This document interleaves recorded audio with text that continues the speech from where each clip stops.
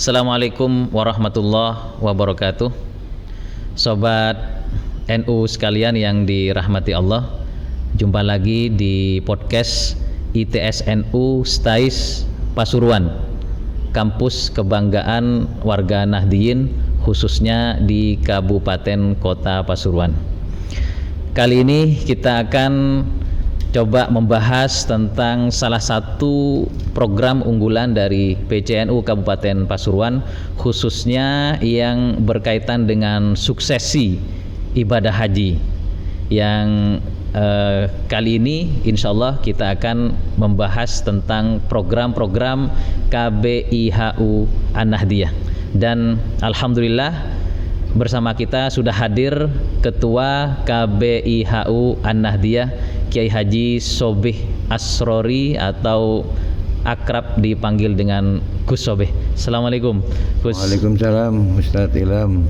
Alhamdulillah bisa jumpa lagi dengan Gus Sobih di sela-sela kesibukan beliau yang sangat padat untuk mempersiapkan proses pemberangkatan ibadah haji khususnya di KBIHU An-Nahdliyah.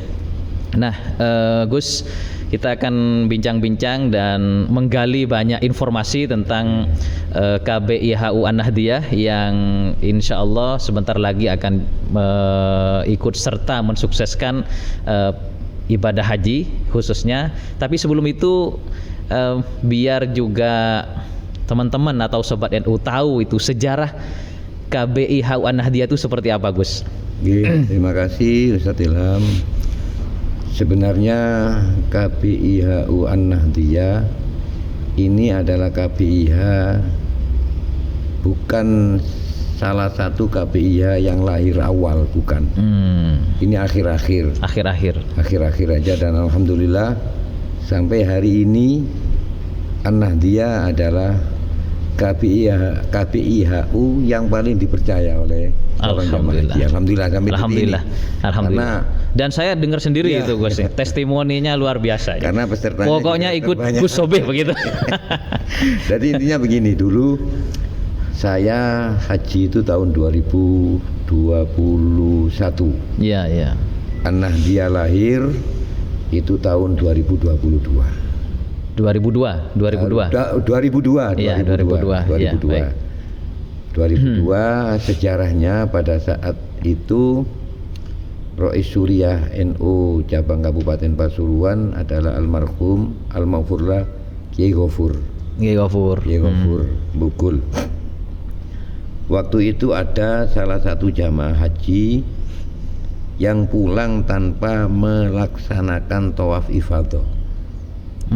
Padahal tawaf ifadah itu yang istilahnya salah satu rangkaian ibadah yang bisa harus dilakukan, menghalalkan semuanya kan itu. Betul. Yang pada saat ikhram diharamkan sampai ngumpuli istri harus ifadah dulu.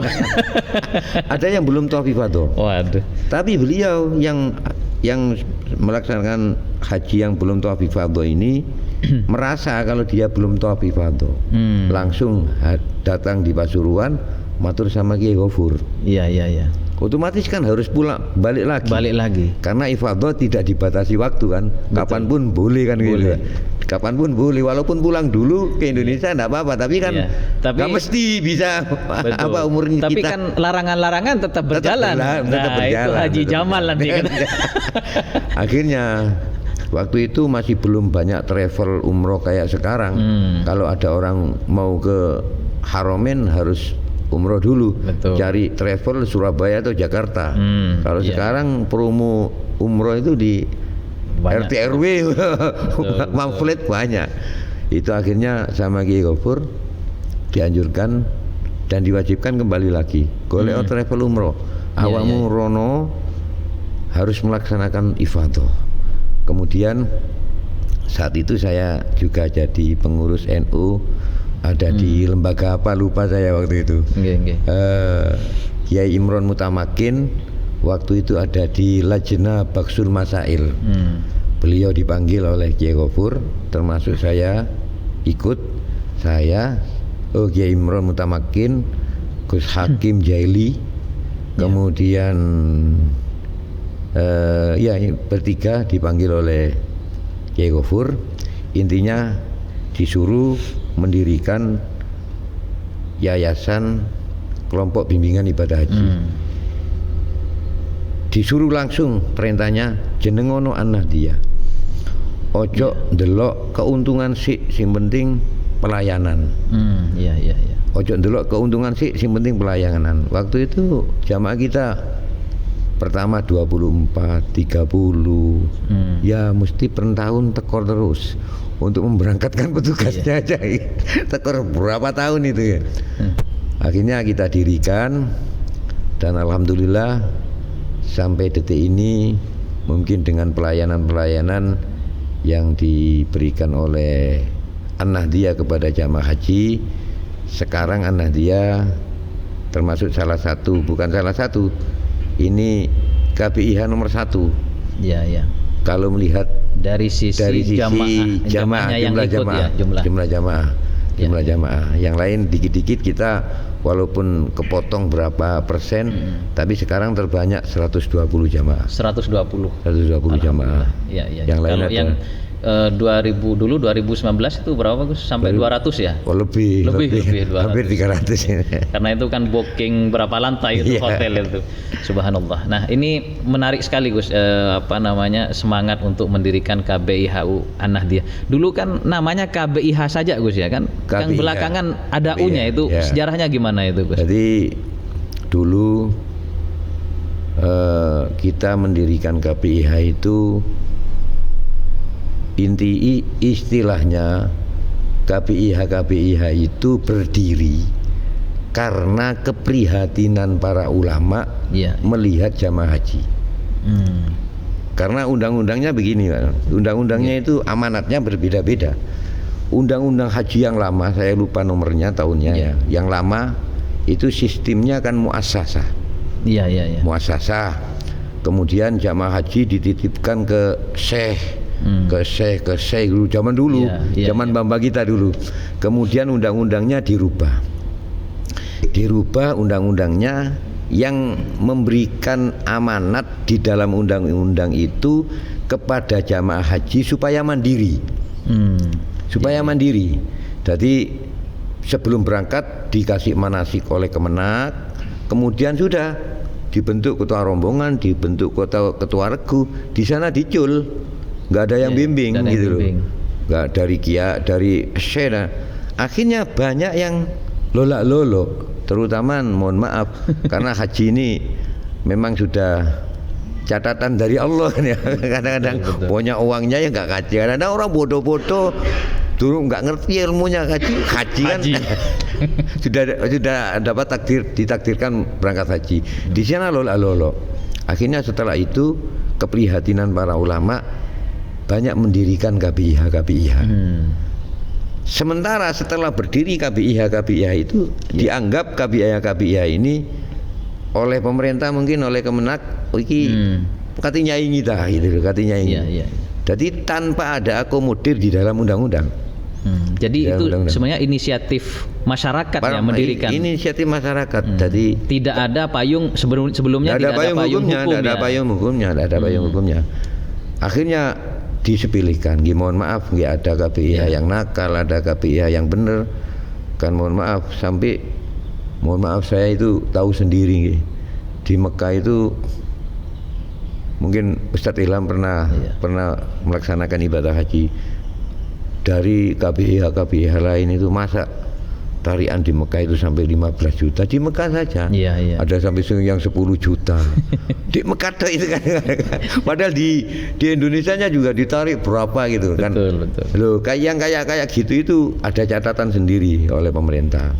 Akhirnya walaupun tidak ada payung, tetapi pemerintah Kemenak itu memberikan arahan supaya diarahkanlah, dibatasi harus untuk kalau narik tambahan iuran tambahan harus sekian, jangan melebihi sekian. Karena harganya dam rata-rata sekian, harus sekian, itu ada batas-batasannya. Kemudian setelah itu kok perkembangannya KBIH ini yang bagus-bagus itu sangat membantu sekali kepada pemerintah. Bayangkan satu kloter orang 450, petugasnya hanya 4. Ketua kloter, kiai kloternya, kesehatan dan pembantu kesehatan. Iya, berarti kalau Gimana, 400 orang, berarti kan masing-masing nangani 100 orang. Rata-rata tidak akan mampu gitu, tidak akan Betul, mampu. betul. Tapi akhirnya sangat terbantu. Kemudian lahirlah Undang-Undang Nomor 8 Tahun 2019. Iya, iya. Yang mana di dalam undang-undang itu salah satu pasalnya jelas mengakomodir KBIH. Tapi ditambahi kelompok bimbingan ibadah haji dan umroh. Gitu. Betul. Jadi masuk di situ gitu loh. Karena ini sudah masuk di dalam salah satu pasal, maka walaupun KBIH ini tidak punya porsi, tapi KBIH ini berhak mengusulkan pembimbingnya dengan persyaratan-persyaratan yang telah ditentukan oleh undang-undang itu. Iya, subhanallah. Berarti sudah itu 2019 Gus ya, mulai 19, sudah ada ya. payung hukum ya. Payung hukumnya. Ada linier dengan Ya. keinginan masyarakat dengan diakomodir oleh pemerintah. Jadi kita enak sudah, walaupun tidak punya porsi KBIH itu, tapi bisa mengusulkan pembimbingnya. Betul. Untuk membimbing, tapi dengan persyaratan-persyaratan yang ditentukan oleh Kemenang. Siap. Baik, Gus, kita lanjut ke persiapan ya, persiapan yang akan diberangkatkan kurang lebih 100 berapa Gus? 120 orang. Itu termasuk yang susulan kemarin kan ada cadangan masuk, kemudian sudah itu terakumulasi Gus ya. Ya, sebagian. Sebagian. Ya, mungkin cadangan ini bisa saja terus bergerak. Oh, masih bisa ya? Masih bisa. Karena dalam perjalanan kan ada saja wong namanya usia, namanya kesehatan, Allah yang memiliki. Kadang-kadang perjalanan meninggal atau ada sakit, yang gugur, bisa. kemudian yang Ini terus naik terus, tapi ya otomatis kloternya di belakang nanti. betul. Nggak bisa kumpul dengan yang teman-temannya nanti. Iya. Nah, itu seperti apa Gus proses persiapannya selama ini dari KBIH? Jadi begini Ustaz Ilham, saya juga kasihan sama Kemenak nih. Kasihan, harus kita sadari bahwa pengumuman dari Saudi itu kan mendadak. Ramadan akhir. Iya, Ramadan ya. Ramadan akhir. Padahal mestinya sebelum bulan Ramadan, 3 bulan sebelum bulan Ramadan itu biasanya pemerintah itu sudah menyiapkan, cari hotel, menugaskan petugasnya ke Saudi sana, cari hotel ke sana kemari. Kemudian keputusan Saudi Ramadan akhir.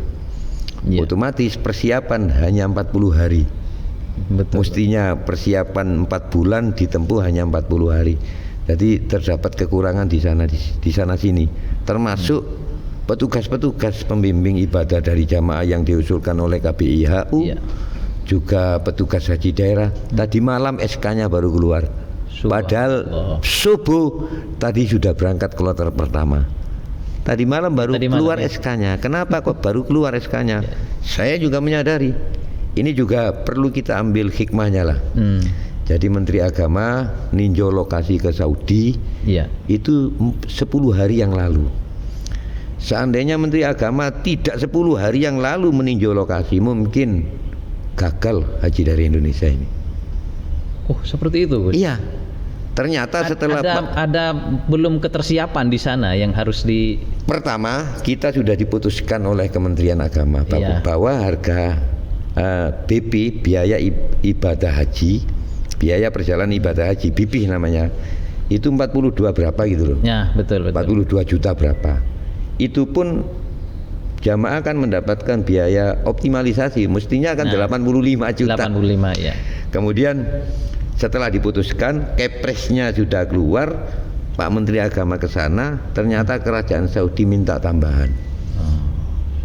Karena fasilitasnya sudah tidak seperti Ustadz Ilham alami kemarin. Ada tambahan gitu. Arafah Mina itu leg sekarang. Tidurnya di kasur satu-satu. Subhanallah. Gara-gara itu kan kemarin kan sempat viral juga Gus. Akhirnya di total kekurangan tambahan yang diminta Saudi itu 1,5 triliun. Ya, kalau 1,5 triliun itu Pak Menteri Agama datang ke sini seminggu sebelum keberangkatan. Sekarang kan berangkat. Betul. Bagaimana mau minta tambahan ke jamaah? Padahal jamaah mestinya nambah 24 juta per orang. Mestinya harus nambah. itu 20. pun sudah 23 juta akumulasi lebih. optimalisasi dana jamaah sudah. itu. Kalau enggak ya Iya. 100 juta. Betul. Saya bertugas sekarang BP-nya harus bayar 100 juta 600 berapa gitu. Kita harus Iya, bersyukur lah itu. Ya, alhamdulillah. Kita ambil hikmahnya lah. Gus, berarti yang 1,5 triliun itu jamaah sudah tidak usah nambah lagi. Tidak sudah? usah nambah lagi. Subhanallah. Diambilkan Berarti nilai manfaat. Nilai manfaat. Nilai manfaat. Ya maksudnya nambah lagi untuk ngambil nilai manfaat kan diambil gitu. nilai manfaatnya. Untuk yang berarti yang ke depan nilai manfaatnya Agak umurnya lah rada ciut lagi Iya, betul. Berarti ini sebenarnya istimewa sekali ya. Istimewa haji sekarang. Haji sekarang itu. Iya, istimewa. Iya. Jadi pelayanannya lebih ditingkatkan. Oleh Saudi. Kemudian yang saya dengar juga dulu kan waktu catering, tapi kalau di Madinah itu lengkap 3 kali. Ya. Kalau di Mekah kan hanya 2 kali. Sekarang sudah 3 kali. 3 kali. 3 kali. Iya. Jadi luar biasa ya. Luar biasa. Cuman ya namanya orang kan kadang-kadang banyak. Kok lama? Tapi kenyataannya seperti itu. Saya Ya, menyadari lah. betul. Kita ambil Jadi hikmahnya semua lah. Iya, jamaah itu memang memandangnya dari segi zahirnya gitu ya, tanpa melihat apa namanya tahapan-tahapan proses untuk persiapan itu. Makanya di pihak kita, di pihak kami, An-Nahdiyah sengaja mulai awal tidak saya kumpulkan jamaah haji, tidak saya kumpulkan. Untuk apa? Karena khawatir nanti ada perubahan-perubahan. Kalau sudah jelas by name keluar dari Kemenak pusat, keluar baru saya kumpulkan. Makanya nanti sore, nanti siang masih manasik saya terakhir. Iya. Baik, Gus, boleh ditambah dijelaskan juga dari tadi proses ya, bagaimana perjuangan dan ikhtiar dari Kemenak, kemudian dibantu dari KBIH. Nah, untuk yang An-Nahdiyah sendiri gitu, tanggal berapa berangkatnya, Gus? Nanti An-Nahdiyah sudah ada kepastian itu ya? Sudah ada kepastian tanggal 15 Juni. Insyaallah 15 Juni itu di depan. Sukolilo atau di Sukolilo? Iya. Di Sukolilo tanggal 15 Juni. Insyaallah hari Rabu apa 15? Hari Rabu ya. Hari Rabu pagi jam 7 harus sudah masuk asrama. Sudah masuk asrama. Berarti persiapan di kantor NU mungkin jam 4 nanti. Karena dari Raci diberangkatkan secara resmi oleh Pak Bupati, perkiraan jam 5.30 kita sudah harus keluar. Oh iya. Berarti nanti ini kan ada beberapa KBIH Gus ya, di di Pasuruan. Ya. Untuk KBIH An-Nahdiyah itu berangkat dari sini lalu kemudian ke Raci atau bagaimana Gus prosesnya nanti? Jadi khusus dari An-Nahdiyah kita bis yang akan mengangkut jamaah haji dari Pasuruan ke Sukolilo yang disiapkan oleh pemerintah daerah Kabupaten Pasuruan. Iya. Karena itu bukan merupakan komponen pembiayaan yang harus dibiayai oleh Kemenak itu. Betul. Dibantu oleh pemerintah daerah. Lengkap ya. Ya, pemberangkatan pulang pergi. Itu dari sini kita disediakan 2 bis.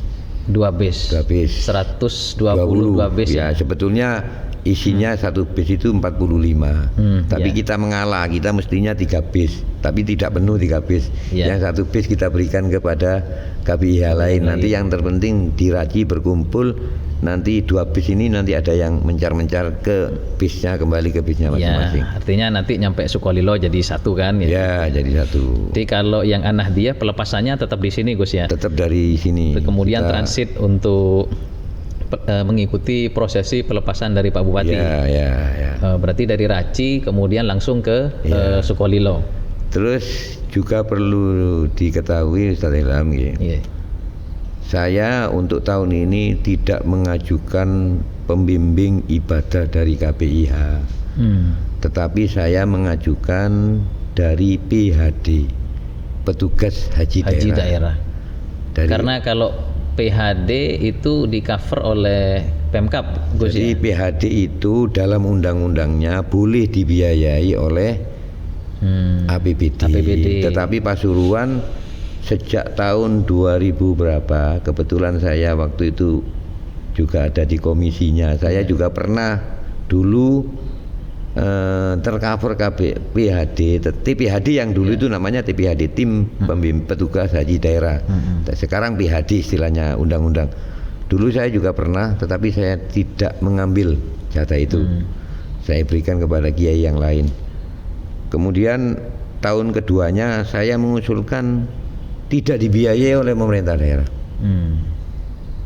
Kalau dibiayai oleh pemerintah daerah monggo, tapi harus kita rapatkan bersama dengan pemangku kepentingan, terutama Nahdlatul Ulama.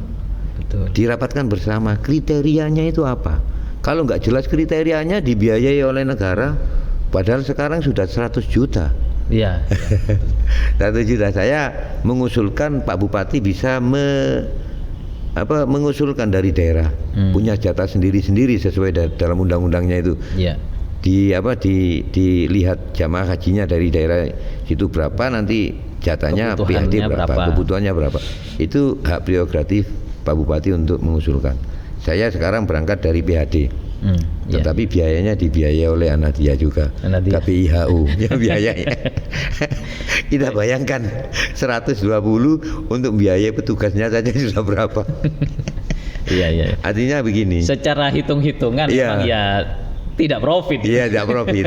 Tapi tadi itu pesan dari untuk pelayanan kepada jamaah haji. Dan itu sangat dirasakan. Alhamdulillah. Satu ya, kemudian karena saya ini PHD, KPIH yang lain itu untuk tahun sekarang tidak ada yang mempunyai pembimbing. Tidak ada. Tidak ada sama sekali. Lah terus gimana Gus? Mereka sudah komunikasi dengan saya. Saya pamit kepada ketua NU. Awak ini PHD kewajiban untuk kalau dimintai oleh jamaah yang lain. PHD kan bukan hanya punya KPIH Ahmadiyah bukan, tapi harus melayani semua jamaah haji. Dan alhamdulillah KPIH lain sudah bermusyawarah dengan saya, minta tolong untuk dibimbing juga. Ya mudah-mudahan lah, mudah-mudahan diberikan kesehatan. Amin. Dan kita mungkin membayangkan sedikit ketika sudah nyampe di Tanah Haram, Gus. Itu seperti apa prosesnya? Nanti ketika penerbangan kan langsung ke Madinah dulu, Gus ya. Madinah dulu. Itu sampai berapa hari di situ kira-kira? Di Madinah itu biasanya 8 hari biasanya. Ini gelombang 1 Gus ya? Gelombang satu. Biasanya di Madinah dulu ya? Iya 8 hari. 8 hari. 40 hari. Biasanya kan 40 hari. 40 jamaah itu aja. Iya. 8 hari di Madinah. 7 hari 8 hari kurang lah kadang-kadang. Iya. Kadang-kadang ada bonus 2 jamaah. 2 jamaah. Nah, sisanya di Mekah gitu ya. Iya, di Mekah. Nah, untuk proses hajinya Gus, mungkin bisa diberi gambaran sedikit itu. Termasuk mungkin kan dulu waktu 2000 ini kan saya sambil mengingat 2019. Betul. 2019 itu saya kira hotel kita itu sangat strategis itu kan ya.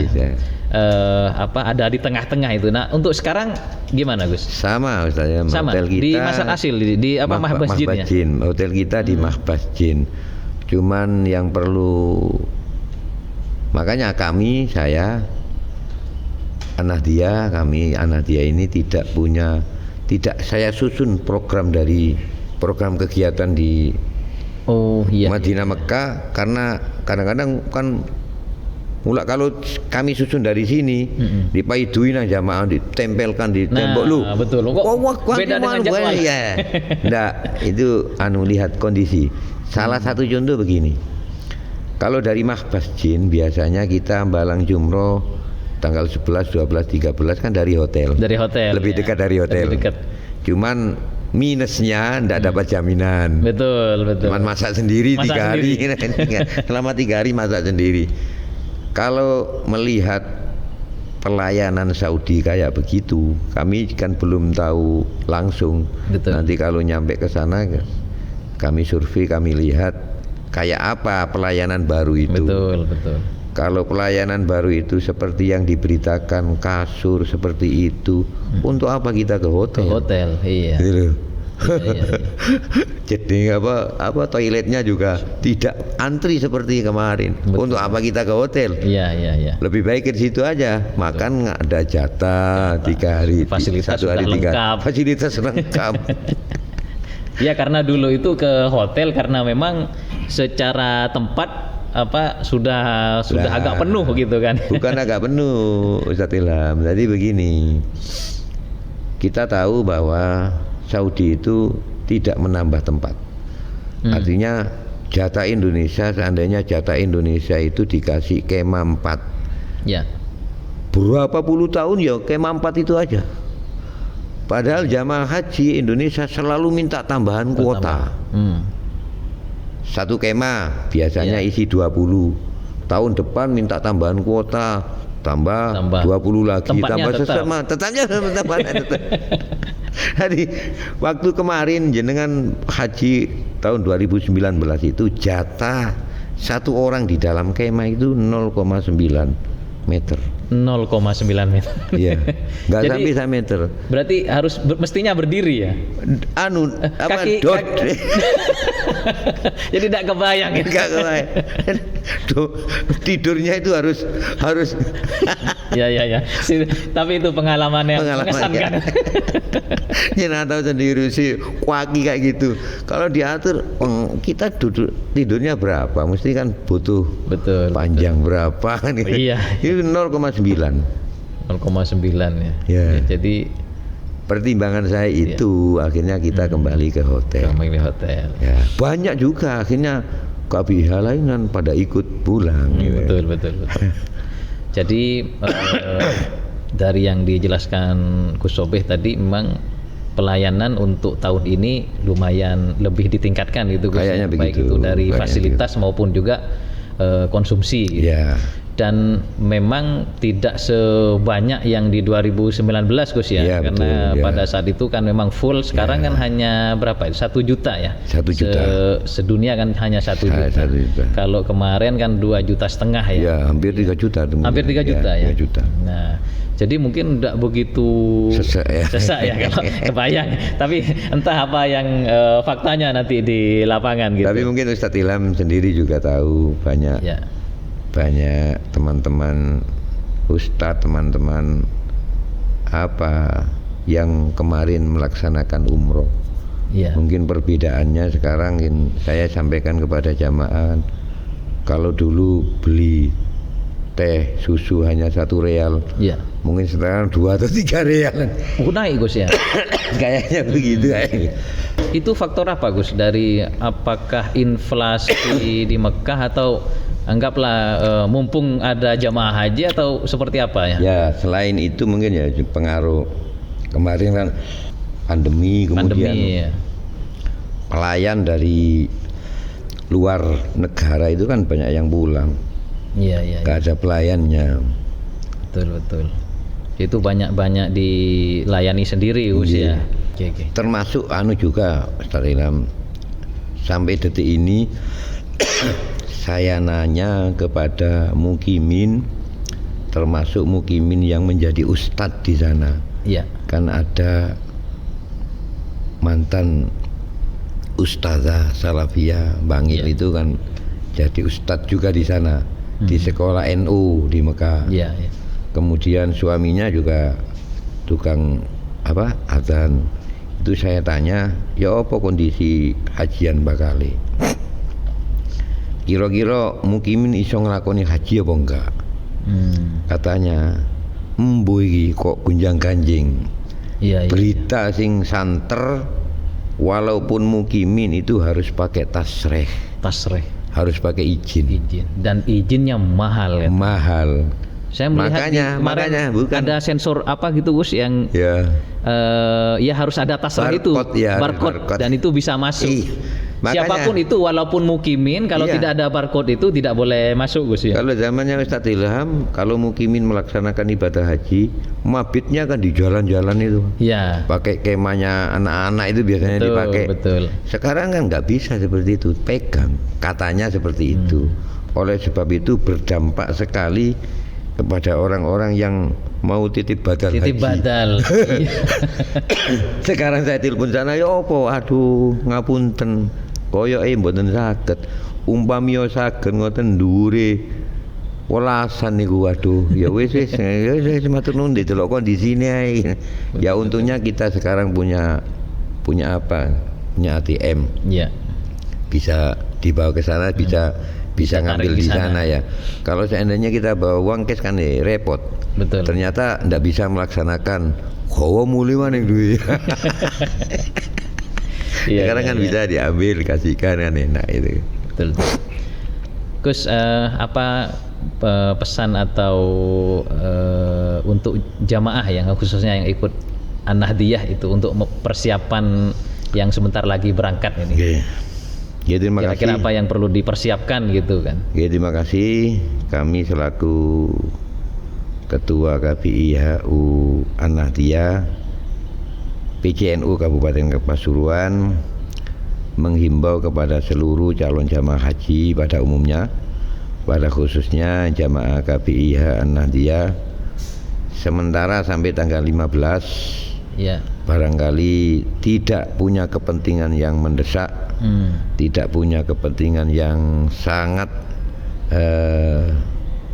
perlu, tidak usah keluar rumah, karena kita masih akan di tes PCR nanti di Sukolilo. Sukolilo ya. Ya, khawatir namanya kita bagaimana namanya, khawatir nanti negatif harus karantina. Kalau karantina ya otomatis nggak berangkat dulu. Ya, tapi mudah-mudahan Mudah-mudahan lancar semuanya lancar, diberikan kesehatan oleh Amin, Allah. amin. Yang penting Jadi itu. ketika di Sukolilo nanti ada tambahan tes PCR itu Gus ya. Ada tambahan itu PCR. Yang jelas vaksin itu harga mati. Vaksin 2 ya. Vaksin 2 harga mati. Minimal 2. Minimal 2. Katanya Pak Gubernur, katanya Bu Gubernur, saya tidak akan mendengar lagi calon jamaah haji tidak berangkat gara-gara vaksin. Berarti kan wajib. Wajib. Tapi kok ada tambahan PCR? Tapi PCR itu kebijakan Indonesia atau dari Saudi? Indonesia saja. Indonesia ya. Di Saudi sudah nggak ada. Sudah ada ya. Nggak ada. Ada tambahan untuk tes PCR itu ya. Katanya begitu. Siap. Informasinya Berarti begitu. Calon jamaah haji itu kalau misalkan secara fisik atau aktivitas agak capek itu bisa mempengaruhi hasil PCR juga Gus ya? Iya, makanya banyak istirahat lah. Iya. Saya punya teman di pemerintah daerah, kemarin saya telepon, lu kok gak teko di acara ini? Mohon maaf Gus, saya isoman. Isoman. Lu kenapa? Biar jogo-jogo Gus, saya sudah cuti. Walaupun berangkatnya tanggal 12, cutinya sudah sekarang. Iya. Lu kenapa jogo-jogo Gus biar gak negatif pada saat berangkat? Eman-eman nunggunya beberapa tahun ya. Nah sekarang kan misalkan pastinya mungkin sudah diantisipasi ya ketika PCR. Oke, kalau misalkan itu hasilnya negatif jalan. Ya. Kalau positif berarti kan dikarantina. Ya, betul. Nah berangkatnya gimana Gus nanti? Berangkatnya ada simulasi, ada yang negatif positif kan kemungkinan kan? Tetap nanti kan setelah 7 hari kan nanti dites kembali. Dites ulang ya. Dites ulang. Nanti kloter kita itu kan sampai Jawa Timur itu mungkin sampai tanggal 28 mungkin kalau nggak salah. Nanti bisa diikutkan di situ. Ya, diikutkan di situ. Nanti di sana bisa diambil lagi oleh kloter yang pertama itu, oleh anunya kan bisa dimutasi lagi. Jadi warga NU yang sudah haji tidak usah khawatir ya, walaupun negatif atau positif. Tidak perlu khawatir. Hanya masalah tanggal ya, tanggal berangkat. Tanggal berangkat, kemudian kesiapan kejiwaannya. Kadang-kadang kalau sudah dikatakan positif pisah karo suaminya atau bisa sama istrinya, biasanya kan stres orang-orang. Jangankan itu, saya bilang dapat panggilan pasporan nggak bareng antara suami istri, ono sing stres sampai mencret banget. Kan repot. Iya. Jadi memang luar biasa ya. Jadi jamaah ibadah haji itu memang harus dipersiapkan segalanya ya uangnya, ya fisiknya, ya mentalnya gitu. Iya. Baik Gus. Untuk terakhir Gus ya, kita sudah banyak tadi mendapat informasi terkait dengan KBIH An-Nahdiyah. Nah yang terakhir Gus, bagaimana atau pesan dan kesan Gus Sobeh. Mungkin sudah banyak interaksi dengan STAIS atau juga ITSNU. Nah, seperti apa Gus? Mohon kesan dan pesannya. Oke, terima kasih Ustaz Ilham kepada seluruh warga Nahdlatul Ulama yang ada di Kabupaten Pasuruan dan Kota Pasuruan, Pasuruan dan sekitarnya. Kami sudah mengetahui banyak anak-anak yang sudah keluar dari ITSNU, lulusan alumni ITSNU. Insya Allah ITSNU tidak kalah dengan universitas-universitas yang lain. Alhamdulillah. Tidak kalah insya Allah. Oleh sebab itu, monggo bagi kita semua yang mempunyai anak setelah lulus di sekolah tingkat SMA atau sederajat, monggo kita ramaikan lembaga kita sendiri.